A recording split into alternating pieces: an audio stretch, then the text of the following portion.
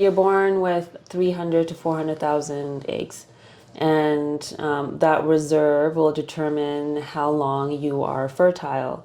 And so the challenge, though, is when you're younger, the conditioning or the conversations are all around how do we prevent your pregnancy? Yeah. So we're doing everything and anything we can, whether it's through birth control or just understanding our bodies to make sure that we can prevent it because we're focused on different things at that stage in life. In our 20s, we're focused on our career or schooling or just finding ourselves, healing, all these things that we're doing.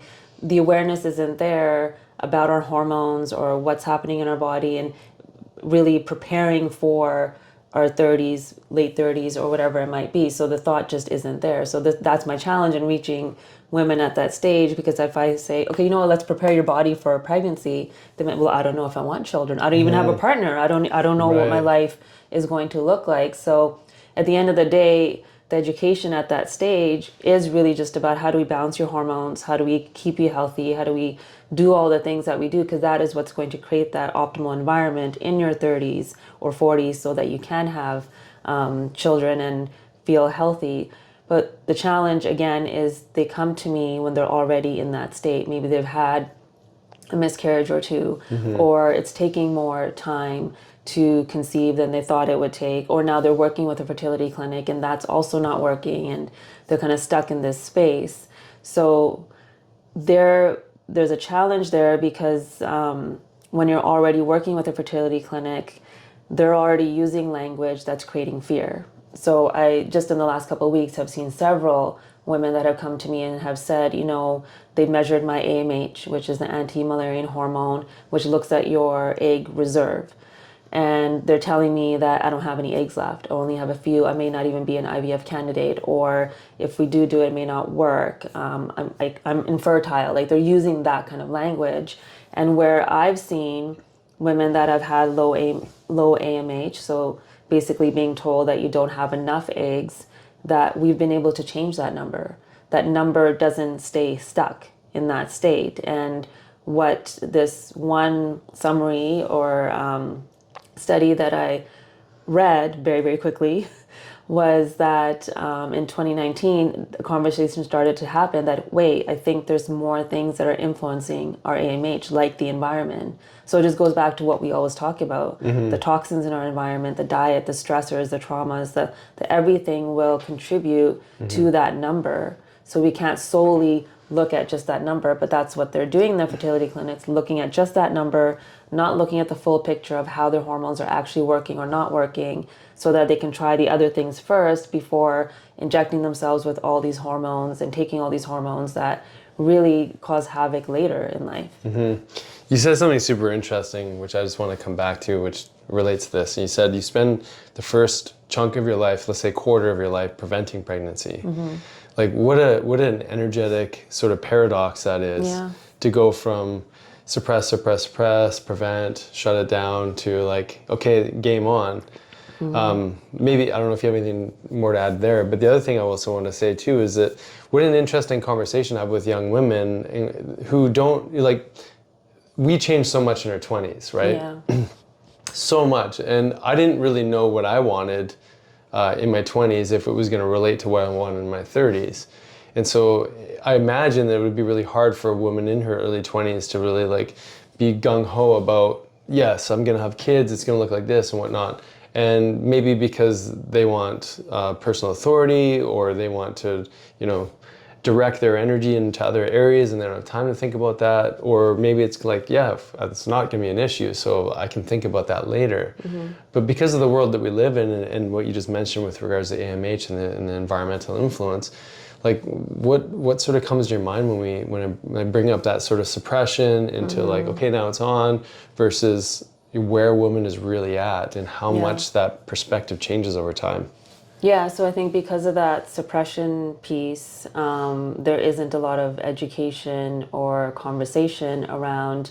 So yes, you're taking the birth control pill now, but this is what it's going to deplete in your body. So we want to make sure we support your body so that when time comes and you want to come off your birth control and try for kids, that it won't be such a awful transition. So I think as an individual for women, I don't know if this is something that's going to change, because women are getting pregnant later and later. Women are more focused on their careers at the time, like you said, wanting more of that independence and all of that, which is amazing, I think. And so it's the challenge, I think, just shows up in when you're going to your doctor and saying, hey, I want the IUD or I want the birth control pill. What can I do to make sure I don't get pregnant? Because my focus in life right now is my career or whatever it might be. There needs to be more conversation around, okay, that's fine for this stage. What are you thinking about for your next stage? Is that something that you want in your future? So how can we support you now so that you can have both worlds? Absolutely. So you mentioned AMH. AMH is what? Anti-Mullerian hormone. Anti-Mullerian hormone, yeah. And this is something that, like you said, categorically, any woman who works with doctors at a fertility clinic, they're going to get this number. And we talked about sort of this mental imprint of prevention or suppression, and then, okay, great, now I'm ready, so my body therefore has to be ready. To catch up. Yeah. And so sometimes it's not the case. Yeah. So this AMH is literally measured in every individual. What are they told if their AMH is low? That it's either going to be challenging to get pregnant or even do IVF. So they'll check the AMH plus the FSH. So that's the follicle stimulating hormone. If FSH is too high, so menopausal women will have high FSH because now there's no stimulation happening, and just that negative feedback loop with the pituitary gland also isn't happening. So if FSH is high, AMH is low, basically you consider that, your chances are really low to get pregnant. They don't say infertile necessarily. They say infertile. They say a patient that I saw last week, that those were the words that were said to her, that she's infertile. So okay, so wait a second. They're told that they're infertile, and yet they still go forward with a plan. Because if they, for example, if the number's like 4 or 5 in AMH, they're still going to try. Right. Because there's still something there, but just the chances, because they're trying to stimulate more eggs to be released. And that's why you'll see with IVF, some people will have twins or more children, just because there's more eggs there. What do you know the reference range offhand? So you said 4 or 5. I don't know that offhand. Yeah, that's okay. So there's. it goes to 0 once you're in menopause. Basically. Okay, well that's important to know. Yeah. So 4 or 5, and maybe twice that, or whatever the number is upper. I was trying to sort of figure out what a high level, but anyways. Yeah, like 30 is a good number. Okay. 16 is a good number. Gotcha. Yeah. So 4 is relatively low in comparison. Okay. So they're in this state. They're literally told that they're likely infertile. We just came off of a dialogue talking about suppression, prevention, and then let's say you're having challenges. The next thing you're told is you're infertile. Like, how do these women feel? Yeah, they feel lost. And often, I talked about guilt and shame. Then they start feeling guilty. Or should I have tried sooner? Why was I more focused on my career? Why did I make these decisions? And why did I take the birth control? Like, all these things start to show up, and they start to blame themselves for that number. Whereas, if we started looking at women from a different perspective, and we talk about the hormones, doing a Dutch test, looking at how everything is being utilized in their body and understanding that and what could have influenced that. If we have that conversation first, then she's more in control and feels more empowered of like, okay, I can change what I'm eating.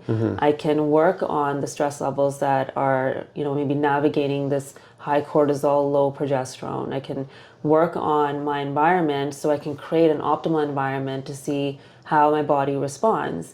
I mean, a good friend of mine, that happened to her. Her FSH was high, AMH was low, was told probably not going to happen, and we detoxed her. We talked a lot about a certain trauma that she had and different stressors, and she has a healthy 5-year-old boy right now. Yeah. So I share her story often with women that come to me, because I'm like, it's possible. And sometimes it won't happen, but you need to be told that there's hope, because there is hope, and there's many different factors that will play a role in it all. Definitely. So we haven't talked about men in this story, right? Because a lot of pressure, or a lot of women are carrying the children, so there probably is going to be extra pressure on the women. There's like 50% contribution we have to talk about. Totally. Well, I just read a little while ago that so what we didn't define right now is when we're talking about AMH and people having challenges or couples having challenges, often it's unexplained infertility. When you do a scan or like a CT, an ultrasound, and if you see there's a challenge with the uterus or the fallopian tube, or any there's a blockage or something, there it's explained like, okay, Gotcha. like the egg isn't coming down, of Yeah. course you're not going to get pregnant, or there's something going, the sperm is really low or whatever. But most couples that I see, and I would say 1/3 of the couples that go to fertility clinics, it's unexplained. They're ovulating, there's nothing wrong physically, their blood work is looking okay, like everything's looking okay on paper, and yet nothing's happening. And so out of that, the study that was done in the UK, they saw 80% of those couples, it was actually the sperm that was a challenge. So Wow. yeah, we're not talking to men enough too, because what men do during their, especially their puberty years, in regards to diet, environment, all of those things are going to play a role in the health of their sperm and the DNA of the sperm. Definitely, yeah.